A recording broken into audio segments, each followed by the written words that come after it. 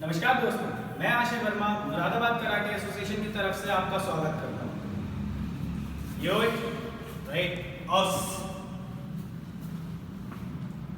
कुछ दिनों पहले हमने एंटोनियो डैस की सेमिनार की वीडियो डाली थी जो इंग्लिश और स्पेनिश में थी। आज हम उसका हिंदी में एक्सप्लेनेशन देंगे आपको। सबसे पहली चीज उन्होंने बताई थी कि की हॉर्न जो कराटे में बेसिक्स हैं, यानी जैसे हमारे ब्लॉक्स हैं, पंचेस हैं, वो बहुत इंपॉर्टेंट है। चाहे आप टूर्नामेंट में जा रहे हो या आप उसको सिंपल प्रैक्टिस के लिए करें, डेली की हॉर्न की प्रैक्टिस बहुत ज़रूरी है। यानी डेली आप अपने ब्लॉक्स और पंचेस की प्रैक्टिस करना बहुत ज़रूरी है। ठीक। सेकेंडली उन्होंने बताया था कि हमारे बॉडी में बेसिकली 4 जॉइंट्स बहुत इंपॉर्टेंट है। फर्स्ट हमारे शोल्डर्स, बैक शोल्डर ब्लेड्स, हमारा हिप जॉइंट, हमारा पेल्विस जॉइंट। ये 4 जॉइंट्स हमारी बॉडी के बहुत इंपॉर्टेंट जॉइंट्स हैं, जिनके थ्रू आप सारी काता के कॉम्बिनेशंस, सारे जितने भी हमारे कॉम्बिनेशंस हैं और जितने भी हमारे कुनीते के लिए हमें किक्स की, पंचेस की, किसी भी चीज़ की रिक्वायरमेंट होती है तो वो उसके थ्रू ही हम लोग करते हैं। ठीक। तो उन्होंने हमें इसके रिगार्डिंग कुछ एक्सरसाइजेस बताई थी कि स्टार्टिंग में उन्होंने पहले एक्सरसाइजेस बताई थी। सबसे पहली एक्सरसाइज पेल्विस जॉइंट के लिए है, यानी इस पोर्शन के लिए, जिसमें हम सिंपली स्ट्रेट बेंड करेंगे बॉडी को। ठीक। और एक हाथ जमीन पे रखेंगे, सेकेंड दूसरे हाथ से अपनी बॉडी को पीछे की तरफ स्ट्रेच करेंगे। ये बोथ द पार्ट्स, जितने भी हमारे पार्ट हैं, उनके लिए इफेक्टिव एक्सरसाइज है। यानी ये हमारे पेल्विस जॉइंट, हिप जॉइंट और शोल्डर जॉइंट के लिए, तीनों के लिए ये उन्होंने एक्सरसाइज बताई है। सिंपली हमें अपना पैर स्ट्रेच करने हैं और अपने हैंड्स को बैक साइड स्ट्रेच करने हैं। 1 2 3 4 5 चेंज। 1 2 3 4 5। ओके। नेक्स्ट एक्सरसाइज उन्होंने बताई थी जो हमारे शोल्डर ब्लेड्स, बैक साइड जो पॉइंट्स होते हैं, शोल्डर ब्लेड्स होते हैं हमारे, उनके लिए और हमारे हिप जॉइंट्स के, ग्लूट्स के लिए बेसिकली एक्सरसाइज हमारी यूज होती है। सिंपल एक्सरसाइज है। हमको अपनी नीज पे आना है, hand down and opposite hand को स्ट्रेच करना है। 1 2 3 4 5 and change. 1 2 3 4 5. Now third exercise हमारी पेल्विस जॉइंट्स के लिए। सिंपल बेंड करना है, यहाँ से अपने बॉडी को आगे की तरफ पुश करना है। सिंपल 1 2 3 4 5. Now change. 1 2 3 4 5. इसका एक वेरिएशन भी बताया था जिसे हम यूज कर सकते हैं अपने शोल्डर ब्लेड्स के लिए। यानी ऐसे सिंपल हैंड को ऊंचा करेंगे। 1 2 3 4 5. Now change. 1 2 3 4 5. आफ्टर दिस उन्होंने हिप जॉइंट्स के लिए एक बहुत अच्छी एक्सरसाइज बताई थी, जिसमें हम सिंपली हमें अपने हिप्स को बेंड करना है, सिंपली डाउनवर्ड बेंड करना है। जैसे हम कोई भी दाची में बैठते हैं तो पीछे बैठते हैं, लाइक कीवा दाच है, शिको दाच है, तो हम हल्का सा पीछे बैठते हैं। ऐसे ही हमारे जो एक्सरसाइज है, हमारे हिप्स जॉइंट्स हैं, उनको स्ट्रेच करने के लिए बहुत अच्छी एक्सरसाइज है। सिंपल अपने हिप जॉइंट को पीछे करना है। ठीक। अपने पैरों को बराबर खोलना है, जितने हमारे शोल्डर्स हैं, शोल्डर्स के बराबर खोलना है। हैंड में ऐसे फील करना है, हैंड्स को इक्वल खोलना है जैसे हमने हाथ में बॉल ग्रिप कर रखी हो। ठीक। अपने हिप जॉइंट को पीछे लेके जाना है और स्ट्रेच करना है। Yes. 1 2 3 4 5. Okay. Now next exercise for shoulder. Basically shoulder की exercise है। Straight equal legs, hands 1 2 3 4 5. Okay. इसी एक्सरसाइज का जो हमने डिप में करी अभी हिप्स जॉइंट के लिए, उसके लिए एक और वेरिएशन है इसका, हम इसको साइडवेज भी ले सकते हैं। इसमें एक चीज का ध्यान रखना है हमें कि हमारा एक जिस साइड हम टर्न ले रहे हैं वो पैर स्ट्रेट रहेगा और दूसरा पैर बेंड होगा। 1, लेकिन हमें नीचे नहीं बैठना, ऐसे नहीं जाना, पीछे की तरफ जाना है, हिप्स की साइड ऐसे, ठीक है। 1, 2, 3, 4, 5. Yes, now opposite side. 1, 2, 3, 4, 5. Okay. Now इसके बाद पंचेस के बारे में उन्होंने बताया था। कराटे में 3 चीजों की बहुत इंपॉर्टेंस होती है। First balance, second speed, third timing. इन तीनों का जब कॉम्बिनेशन हो जाता है तो आप एक परफेक्ट काता और एक परफेक्ट कुमीते को रिजल्ट देते हैं, ठीक है। बैलेंस के लिए उन्होंने सबसे बेहतरीन चीज बताई कि आपकी बॉडी सेंट्राइज्ड होनी चाहिए, यानी अपने सेंटर ऑफ ग्रेविटी, यानी हम सीधे हैं तो बॉडी सीधी होनी चाहिए, चाहे हम कोई सी भी दाची में। मान लेते हैं अगर हम ज़ेंको दाच में हैं तो बॉडी स्ट्रेट रहेगी, ये नहीं कि पीछे जा रही है या आगे जा रही है, ठीक। बॉडी स्ट्रेट रहेगी, डेड बिल्कुल प्रॉपर रहेगा, स्ट्रेट रहेगी। कीवा दाच में है तो बॉडी सेंटर ऑफ ग्रेविटी में रहेगी, क्योकुत्सु दाच में है तो बॉडी सेंटर ऑफ ग्रेविटी में रहेगी, निकोआशी दाच में है तो बॉडी स्ट्रेट रहेगी, ठीक। अगर बॉडी जरा सी भी आगे या पीछे होगी तो नेक्स्ट स्टेप करने के लिए हम आगे गिर जाएंगे, नहीं कर पाएंगे, बैलेंस हमारा खराब जाएगा। तो बैलेंस के लिए सबसे इंपॉर्टेंट चीज उन्होंने यही बताया था कि आप कोई भी दाची कर रहे हैं, चाहे कोई भी काता कर रहे हैं, आपकी बॉडी सेंटर ऑफ ग्रेविटी की लाइन में होनी चाहिए। ये नहीं होना चाहिए आपकी हिप्स टेढ़े हों, हिप्स साइडवेज निकल रहे हों, या आगे बेंड हो, पीछे बेंड हो, किसी भी साइड नहीं, बिल्कुल सेंट्रल लाइन में। ओके, नेक्स्ट स्पीड के लिए। स्पीड के लिए सबसे जरूरी चीज है कि हम अपनी बॉडी को रिलैक्स करें। बॉडी को रिलैक्स करने का मतलब ये नहीं है कि हम ढीली छोड़ दें, पूरी बॉडी ढीली छोड़ दें, ऐसा नहीं है, ठीक है। ये हमें डिसाइड करना है कि हमें कौन से पार्ट को रिलैक्स करना है।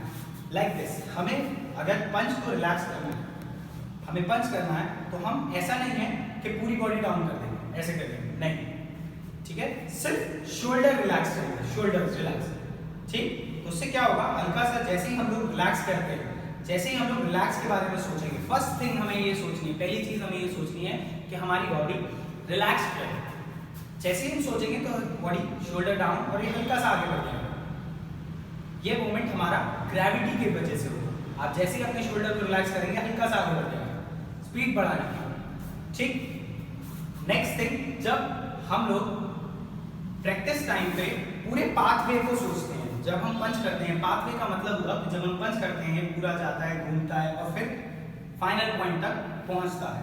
लेकिन हमें पाथवे के बारे में नहीं सोचना है, उस रास्ते के बारे में नहीं सोचना है जो हम अपनी प्रैक्टिस में करते थे। हमें सिर्फ इनिशियल रिलैक्स, यानी स्टार्टिंग में हम लोग जब जैसे अपनी बॉडी को relax and then final point सीधा, तो ऐसे हम अपनी पंच की स्पीड बढ़ा सकते हैं। सेम ऐसा ही हम लोग दाची में करते हैं, सेम यही चीज हम लोग दाची के लिए करते हैं कि हमने दाची को क्या किया, हमने सिंपल जैसे हम दाची में अब आगे बढ़ना है, अगर हम इसको स्टिफ कर देंगे तो हम आगे नहीं बढ़ सकते। अगर ये स्टिफ हो जाएगी तो हम आगे बढ़ेंगे, टाइम लगेगा, टाइम कंज्यूमिंग। सेकेंडली दूसरी चीज कि हमारा बैलेंस खराब होगा, ठीक। तो हम इसको हल्का सा रिलैक्स करेंगे, हल्का सा रिलैक्स करा हमने इस पर्टिकुलर पार्ट को, पूरी बॉडी को रिलैक्स नहीं करेंगे, ठीक है, सिर्फ पर्टिकुलर पार्ट को रिलैक्स करा, एकदम चेंज स्पीड मोशन। ऐसे ही पंच में हमने हल्का सा इसको यहां से रिलैक्स किया, शोल्डर को हल्का सा रिलैक्स किया, आगे बढ़ा and shoot, last, initial and final. ये नहीं कि हम पाथवे को पूरा सोचेंगे, अगर आप पाथवे को सोचेंगे तो आपको टाइम ज्यादा लगेगा, आपको सिर्फ रिलैक्स के बारे में सोचना है, सिर्फ relax and shoot, okay, initial and final, ठीक। नेक्स्ट थिंग, सेम ऐसा ही ज़ेंको दाची में होता है। इसी के साथ तो हमें ये नहीं सोचना कि हमें पावर बनाना, पावर पावर बनाने का मतलब ये नहीं है कि आप इसको यहाँ पे टाइट कर लें, यहाँ पे स्टिफ कर लें। अगर आपने इसको यहाँ पे स्टिफ कर लिया तो आप स्पीड नहीं बना सकते। आपको क्या करना है, पावर भी आती है पंच में, मगर उसके लिए आपको फाइनल पोजीशन पे पावर देनी है। यानी जब पॉइंट पे हमें पहुंचना है, जिस पॉइंट पे पंच पहुंचेगा उस पॉइंट पे पावर देनी। ये नहीं कि हम यहीं से इसको स्टिफ लेते हुए चलेंगे, यहाँ पे हमें इसको रिलैक्स करना है। रिलैक्स योर शोल्डर, यहाँ पे इसको रिलैक्स करेंगे, ठीक। यहाँ पे इसको रिलैक्स किया, हल्का सा आगे बढ़ाओ, इसको शूट। अब यहाँ हम इसको पावर देंगे, लेकिन यहाँ भी पावर देने का मतलब ये नहीं कि हम इसको कॉन्ट्रैक्ट कर लेंगे, खींच लेंगे, टाइट कर लेंगे। इसका मतलब ये नहीं है, इसका मतलब इसको एक्सपैंड करते हुए पावर देंगे, ठीक। खोलते हुए एक्सपैंड करना है इसको, लेकिन सिर्फ पूरी बॉडी को नहीं। ये नहीं कि आप पूरी बॉडी को आगे कर देंगे, ये नहीं, ठीक। सिर्फ अपनी हैंड को एक्सपैंड करना है, जितना एक्सपैंड कर सकते हैं।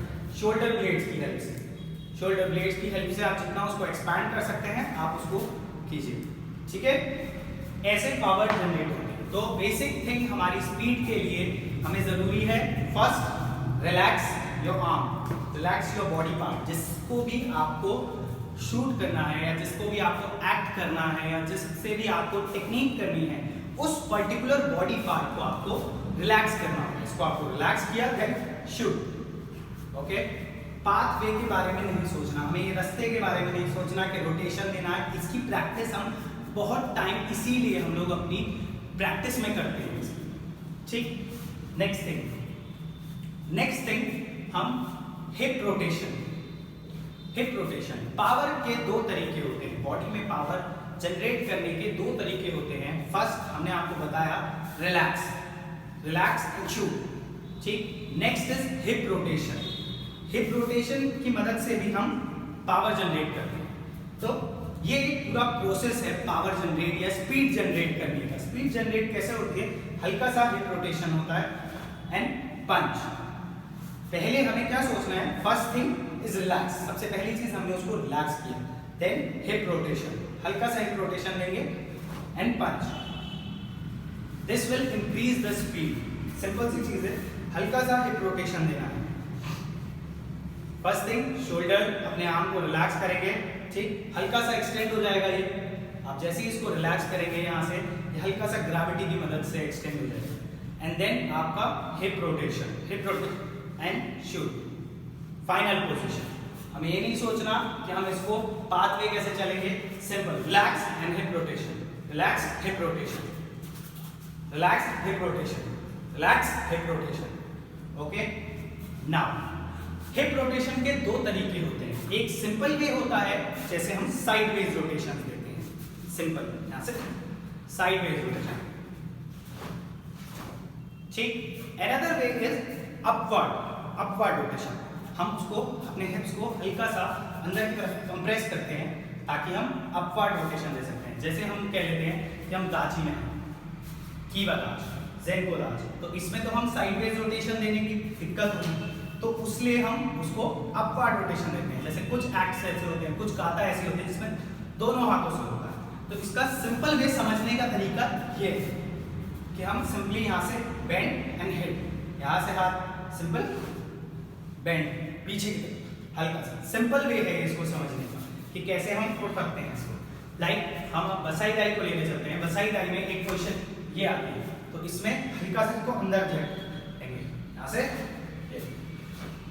ठीक, हल्का सा। लेकिन इसके लिए भी सेम प्रोसीजर है, अपने बॉडी को रिलैक्स करिए, हिप रोटेशन सेकंड पॉइंट है, आप इसको अंदर की साइड देंगे या साइडवेज रोटेशन देंगे, दोनों चीज सेकेंडरी है। फर्स्टली आपको पहली चीज आपको ये ध्यान रखना है कि आपकी बॉडी या बॉडी पार्ट जो आपको अटैक करना है, जिससे टेक्निक करनी है, उसको रिलैक्स करना है, okay. Now third thing is timing. Basically timing के लिए क्या चीज होती है, काता करते हैं उसमें बॉडी टाइमिंग बहुत जरूरी है, बॉडी कोलैबोरेशन बहुत जरूरी है। कि आप काता कर रहे हैं, कहीं आपका पैर जल्दी पड़ गया, हाथ जल्दी चल गए, ठीक, तो ऐसे केसेस में हमें अपने फुटवर्क, हमारे फुट जो होते हैं वो थोड़े लंबे होते हैं, अगर हम इन्हें जल्दी चलाएंगे ठीक है, तो वो हमारे लिए बेटर होगा। अगर हम इनको साथ में चलाएंगे तो कभी ऐसा हो सकता है कि हैंडवर्क आपने जल्दी कर दिया, फुटवर्क बाद में हुआ। ठीक, तो इसके लिए हम टाइमिंग को कोलैबोरेट करने के लिए, टाइमिंग बेटर करने के लिए हम फुटवर्क पहले चलाते हैं। यानी सिंपल, जैसे ही हमने टच किया, यहाँ पे टच हुआ, हमने अपने हैंड को रिलैक्स कर दिया, एक ट्रिगर का काम करेगा पैर आपका। जैसे आपने एक बम के ऊपर पैर रख दिया और वो रिलैक्स हो गया आपका हैंड, तो क्या होगा, जैसे ही आपने पैर रखा, इसको रिलैक्स कर दिया यहाँ से, और फिर पूरा पैर रखते ही इसको शूट। ठीक, तो मैं आपको पता है ये बात कि आपका पैर पहले पड़ा है, लेकिन सामने वाले के लिए, ह्यूमन आई के लिए, एक इंसान की आंखों के लिए ये इक्वली चलेगा, यानी बिल्कुल टाइमिंग प्रॉपर आएगी। इसके लिए उन्होंने, एंटोनियो डैस ने एक प्रैक्टिस भी बताई है। Simple, you have to do first punch, मायागिरी, टच एंड पंच। जैसे ही आपने मायागिरी करी, इसको यहां से रिलैक्स कर देना, relax, hip rotation and punch. ठीक, final position, initial and final, मायागिरी, टच, हिप रोटेशन, पंच। ठीक, जैसे ही जमीन पे पैर टच करेगा, आप अपने हैंड को रिलैक्स कर देंगे, ग्रेविटी उसको आगे ले जाएगी हल्का सा। ठीक, आप हिप रोटेशन उसके साथ करेंगे एंड पंच, फाइनल पोजीशन। ये सिंपल तरीका स्विच और लाइट का होता है। स्विच एंड लाइट का तरीका क्या होता है कि जब आप स्विच दबाते हैं, स्विच प्लग इन करते हैं या स्विच दबाते हैं, तो आपको लाइट जलती हुई दिखती है। आपको ये तो नहीं है पूरी इलेक्ट्रिसिटी वायर में जाती हुई दिखेगी वहां तक। तो सेम यही तरीका आपको बनाना है। आपने दाची करी, कोई भी सिंपल, इसको रिलैक्स किया, यहाँ से हल्का सा रिलैक्स किया एंड पॉइंट।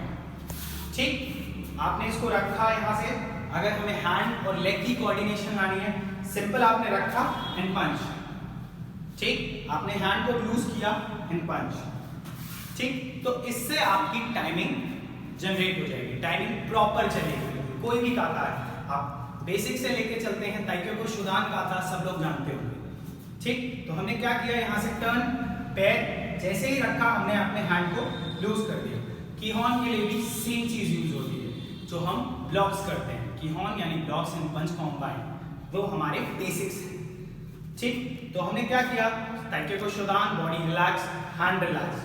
ठीक, यहाँ से हमने पैर रखा, अपने हैंड को रिलैक्स किया, यहाँ से टर्न, हल्का सा हिप रोटेशन, टर्न। ठीक, इस हैंड चलेंगे। ठीक है, यहाँ से पैर, वन, सिंपल, वन।